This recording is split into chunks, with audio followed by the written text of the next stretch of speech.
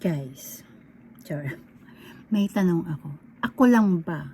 Ako lang ba ang na-curious sa yung trending na Dubai chocolate? Diyan! So, ayan. Nag-try akong bumili. Fixed dessert chocolate. Freaking incredible experience.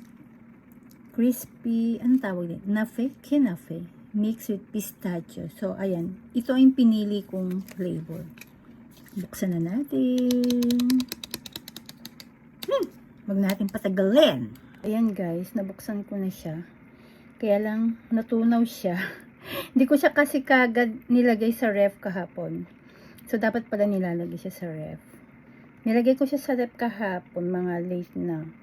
Kaya ayan, tikman na natin. Ayan.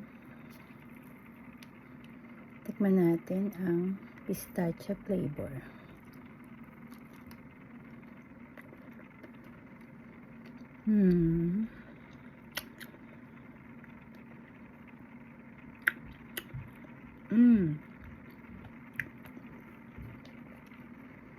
Alam niyo kasi hindi biro yung presyo niya. Pricey ito, pricey. Kung ikukumpara mo sa kanyang size. Ang tawag nito. Siyempre kasi nga naman galing ng Dubai, 'di ba? Masarap siya. Hindi ko lang alam kung ano yung ng ibang flavor. Kasi ito yung nakikita ko na pinaka trending na flavor. So ito yung tinaray ko.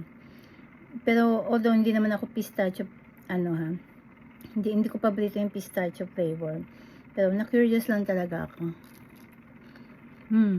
Masarap siya. Kaya tikman nyo na rin.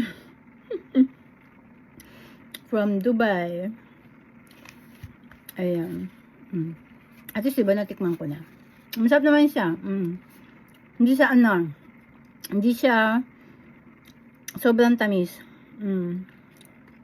Sakto lang. Dapat talaga nasa ref. Kasi madali siya mag-melt. Madali siya matunaw. May crispy sa loob. Ang sarap. So, ayan. Shout out nga pala sa binilhan ko nito.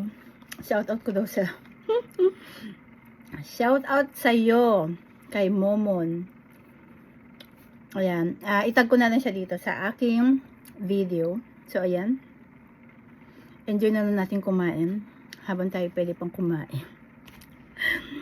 Have a blessed day, guys.